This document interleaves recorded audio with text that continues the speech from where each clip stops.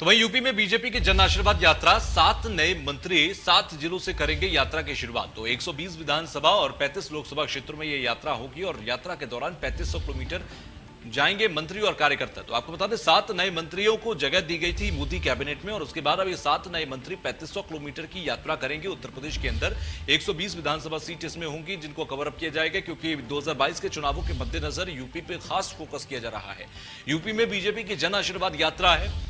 दरअसल संसद के अंदर नए मंत्रियों का इंट्रोडक्शन नहीं करने दिया गया था विपक्ष की तरफ से। उसके बाद प्रधानमंत्री ने यह कहा था कि हम जन आशीर्वाद यात्रा की तरफ से, बीजेपी की तरफ से कहा गया कि हम जन आशीर्वाद यात्रा करेंगे और जन आशीर्वाद यात्रा के जरिए हम अपने मंत्रियों को खुद पब्लिक को, जनता को इंट्रोड्यूस करवाएंगे। तो ये जन आशीर्वाद यात्रा के तौर पर ऑर्गेनाइज की गई और अब इस यात्रा की शुरुआत हो रही है। 3500 किलोमीटर जाएंगे मंत्री यात्रा के दौरान उत्तर प्रदेश में। यूपी में बीजेपी की जन आशीर्वाद यात्रा की शुरुआत हो रही है। 7 मंत्रियों के कंधे पर यह जिम्मेदारी होगी कि वो तमाम विधानसभा सीटों के अंदर और तमाम लोकसभा सीटों के अंदर तमाम व्यवस्थाओं को संभालें। 2022 के मद्देनजर व्यवस्थाओं को संभाला जाए।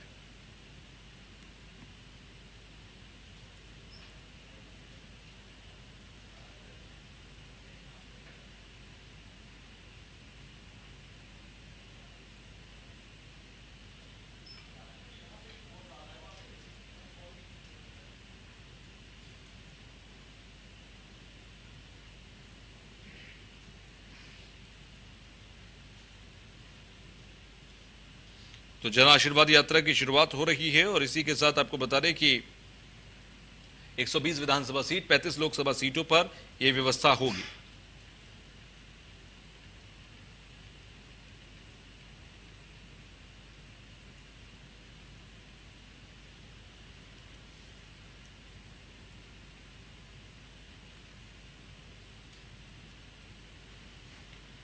तो 7 नए मंत्री यहां पर जन आशीर्वाद यात्रा करेंगे। यूपी में बीजेपी की जन आशीर्वाद यात्रा शुरू हो गई है। 120 विधानसभा सीटें हैं, 35 लोकसभा सीटें हैं जहां पर यह यात्रा होगी। तो बीजेपी की जन आशीर्वाद यात्रा चल रही है।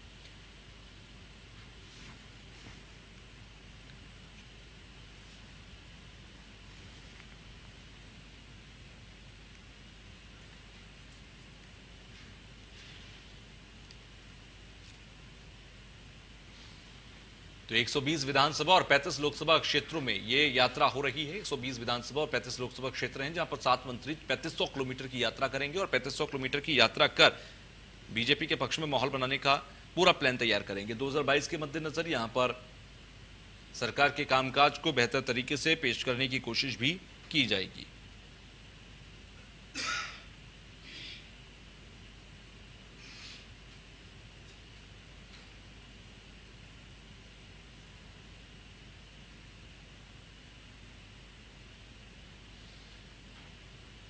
तो ये तमाम तस्वीरें आज सामने आएंगी। एक एक कर तमाम जगहों पर पहुंचेंगे मंत्री और उनकी जिम्मेदारी होगी कि व्यवस्थाओं को बनाया जाए, व्यवस्थाओं को बेहतर तरीके से आगे बढ़ाया जाए।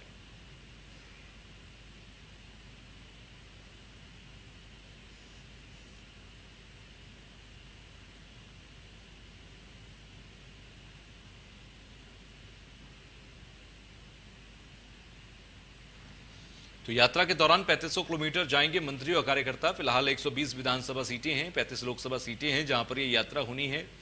3500 किलोमीटर का ये पूरा ट्रैक होगा। इसके अलावा 7 मंत्रियों के ऊपर जिम्मेदारी होगी। ये 7 वो मंत्री हैं जो कि हाल फिलहाल में ही मोदी कैबिनेट में शामिल किए गए। तो मोदी कैबिनेट में शामिल करने के बाद इनके ऊपर जिम्मेदारी ये आई है कि इन्हें व्यवस्थाओं को संभालते हुए यात्रा करनी होगी, जन आशीर्वाद यात्रा। रवि कुमार हमारे सहयोगी हमारे साथ जुड़ गए हैं। रवि, ये जन आशीर्वाद यात्रा किस तरह से चलेगी, किन किन विधानसभा क्षेत्रों और लोकसभा क्षेत्रों में जाएगी और कैसे शुरू हो रही है? देखिए, यात्रा की अभी भी शुरुआत कह सकते हैं कि हो रही है और जो केंद्र सरकार के राज्य मंत्री हैं पंकज चौधरी, वो यहाँ पर पहुंचे थे और लखनऊ एयरपोर्ट पर उनका भव्य स्वागत हुआ है और सांसद कौशल किशोर है, उसके अलावा तमाम सारे जो विधायक हैं वो मौजूद थे और साफ तौर पर इस यात्रा की जो है वो शुरुआत हो रही है। और कहीं ना कहीं अगर बात करें तो ब्राह्मणों को जोड़ने की कोशिश रहेगी और साफ तौर पर उत्तर प्रदेश में 2022 के विधानसभा चुनाव होने हैं। उस चुनाव किस तरीके से बेहतरी के साथ जीता जाए और किस तरीके से एक बार फिर से 300 पार का जो नारा है वो किस तरीके से उसको अमल में लाया जाए, कैसे भारी जीत के साथ उत्तर प्रदेश में एक बार फिर से सामने आए, उसको लेकर यात्रा की शुरुआत हो रही है। कुछ लोग मौजूद, उनसे बात करेंगे। ये बताइए कैसे देखते हैं इस यात्रा को? हम इनको पूरे मुख्यमंत्री काल से लेकर के अंतिम तक हम जिताने का काम करेंगे। ब्राह्मण मैं श्याम बंधु उपाध्याय हूँ, मैं पीजी कॉलेज का अध्यक्ष रहा हूँ, बाबा के साथ में हमेशा रहा हूँ, आज भी हूँ। पूरे ब्राह्मण समाज अच्छा काम किया है। योगी जी ने अच्छा काम किया कि 68 पुलिस के नौजवान को मारने वाले को तुरंत मरवा करके उन्होंने छुड़वा दिया है। अच्छा काम किया, कानून को अदालत के में जाना पड़ा, अच्छा काम हुआ है। जो किसी को मारेगा वो मारा जाएगा। और जिस तरीके से अगर बात करें, दूसरी पार्टियां भी लगा ब्राह्मणों को लुभाने की कोशिश कर रही है, क्योंकि हम ब्राह्मण को सब बिकने वाले ब्राह्मण हैं, बिकेंगे हम कभी? हम योगी जी के लिए जान देने को तैयार है। मुख्यमंत्री जी को हमेशा वोट दिए हैं, आज भी देंगे। भाजपा को नाम पर वोट मिलेगा। अब प्रधानमंत्री की हैसियत को रखते हैं। हमारे यूपी से सारी सीटें उनके पक्ष में जाएगी श्रीमान जी। और भी लोग मौजूद, उनसे ही बात करेंगे। ये बताएं कैसे देखते हैं इस जन आशीर्वाद यात्रा? बहुत अच्छा है। यहाँ पर कोने कोने से लोग, हर प्रदेश से, माननीय पंकज चौधरी जो राज्य वित्त मंत्री हुए हैं, उनको बधाई देने के लिए तांता लगा हुआ है। और बहुत ही लंबी यात्रा है। अब फिर आगे से सब लोग इधर उधर हो जाएंगे, लेकिन बहुत भीड़ है यहाँ पर।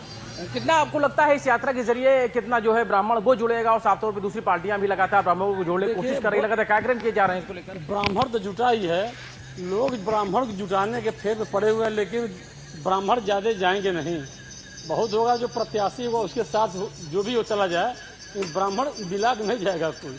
लेकिन उम्मीद करते हैं कि इस जन आशीर्वाद यात्रा का बहुत बीजेपी को है, वो बीजेपी मजबूत होगी, बहुत मजबूत है, बहुत मजबूत होगी, रिकॉर्ड बहुत मजबूत होगी। तो जाहिर है जन आशीर्वाद यात्रा की अगर बात करें तो जिस तरीके से जन आशीर्वाद यात्रा की शुरुआत हो रही है, लंबी यात्रा बताई जा रही है, और देखते हैं कि इस यात्रा का कितना फायदा होगा। लेकिन कहीं ना कहीं 2022 का जो विधानसभा चुनाव होना, उसको लेकर बीजेपी मजबूती के साथ उत्तर प्रदेश में काम कर रही है। हालांकि जरूर है कि जिस तरीके से चुनौतियां जरूर, लेकिन चुनौतियों से निपटने के लिए बीजेपी पूरी तरीके से तैयार है। 300 पार का जो नारा है, उसी नारे के साथ बीजेपी एक बार फिर से। बिल्कुल रवि, क्या अंदर खाने बीजेपी के सूत्रों से आपकी कोई बातचीत हुई हो और उसमें आपको ये जानकारी मिली हो कि ये विधानसभा और लोकसभा क्षेत्र में जो जाएंगे, इन तमाम क्षेत्रों के अंदर किस तरीके से कार्यक्रम होंगे, क्या स्ट्रेटेजी रखी जाएगी, और ये सातों के सातों मंत्री क्या एक साथ जन आशीर्वाद यात्रा करेंगे या अलग अलग क्षेत्रों में सातों अलग अलग जगहों पर जाएंगे, और किस तरह से कवर अप करेंगे, और ये कौन सा इलाका होगा उत्तर प्रदेश का? देखिए, आज से इस यात्रा की शुरू देखिए बड़ी लंबी यात्रा बताई जा रही है, और साफ तौर पे अगर बात करें तो तमाम सारे जो लोग हैं वो जुड़ेंगे बीजेपी के साथ में, और लगातार जो यात्रा के साथ में अगर बात करें तो 2022 का विधानसभा चुनाव होना है, उसको मजबूती के साथ किस तरीके से उस चुनाव में जाना है। और अगर बात करें तो केंद्र सरकार और प्रदेश सरकार ने जिस तरीके से काम किया है विकास को लेकर, अलग अलग मुद्दों को लेकर, विपक्ष जरूर लगातार घेरता रहा है, लेकिन साफ तौर पर अगर बात करें बीजेपी जिस मजबूती के साथ काम कर रही है, चाहे केंद्र सरकार की बात करें या यूपी की सरकार की बात करें, मुख्यमंत्री योगी आदित्यनाथ की अगुवाई में जिस तरह की सरकार लगातार काम कर रही है, कानून व्यवस्था का मुद्दा हो, किसानों की समस्याओं को लेकर काम किया गया है, चाहे स्वास्थ्य को लेकर काम किया जाए। 2020 और 21 में जिस तरीके से कोरोना काल रहा है और जिस तरीके से लगातार बेहतर काम करने की कोशिश की गई है, उसके नतीजे हैं कि उत्तर प्रदेश की बाहर भी लगातार तारीफ हुई है, और मुख्यमंत्री योगी आदित्यनाथ की अगुवाई में जिस तरीके से काम किया है उसका भी फायदा मिलना चाहिए। और साफ तौर पर 4.5 साल का कार्यकाल हो चुका है और 6 महीने का वक्त रह गया है, और किस तरीके से मजबूती के साथ जो बीजेपी है वो एक बार फिर से जीत हासिल करे, उसके लक्ष्य के साथ लगातार ये है वो अभी यात्रा की शुरुआत की जा रही। ब्राह्मणों को जोड़ने की कोशिश रहेगी उस यात्रा के जरिए।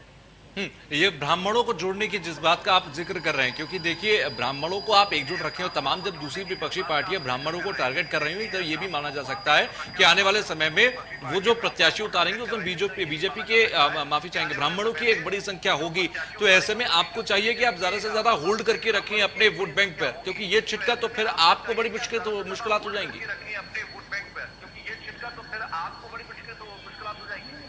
देखिए, जाहिर है एक बड़ी चुनौती जरूर है, लेकिन अगर बात करें तो जिस तरीके से 4.5 साल का वक्त उत्तर प्रदेश में सरकार को काम करते हुए गुजरा है, और 6 महीने का भी वक्त के आसपास रह गया है, और 6 महीने के वक्त में तमाम सारी चुनौतियां हैं उनको दूर करना है, चाहे कानून व्यवस्था को लेकर बात की जिसने माफियाओं पर लगातार काम किया है, ब्राह्मणों को किस तरीके से जोड़ना है उसको लेकर इस यात्रा की शुरुआत की गई है। साफ तौर पर लंबी यात्रा बताई जा रही है, और इस यात्रा के जरिए ब्राह्मण कितना जुड़ेगा ये तो फिलहाल आने वाला वक्त बताएगा, लेकिन कह सकते हैं कि बीजेपी जिस तरीके से युद्ध स्तर पर काम कर रही है, और जिस तरीके से 2022 का विधानसभा चुनाव होना है उसको लेकर किस तरीके से मजबूती के साथ जाएंगे चुनाव में, उसको लेकर देख सकते हैं कि बिल्कुल रणनीति बहुत जरूरी है। रणनीति लेकर ही आपको आगे बढ़ना होगा, अन्यथा आपको यहां पर शिकस्त मिल सकती है। तो रणनीति बहुत बेहतर होना जरूरी है, और समीकरणों को साधना, क्योंकि उत्तर प्रदेश की राजनीति और चुनाव सिर्फ जातीय समीकरणों पर होते हैं, क्षेत्रीय समीकरणों पर होते हैं, और तमाम दूसरे मुद्दों पर होते हैं। इन सबका समीकरण आपको एक अच्छा कॉम्बिनेशन बनाना होगा, तभी आप मार्केट में या फिर जनता के बीच जाकर बेहतर प्रदर्शन दिखा पाएंगे। बहुत बहुत शुक्रिया रवि, हमसे जुड़ने के लिए, बातचीत करने के लिए।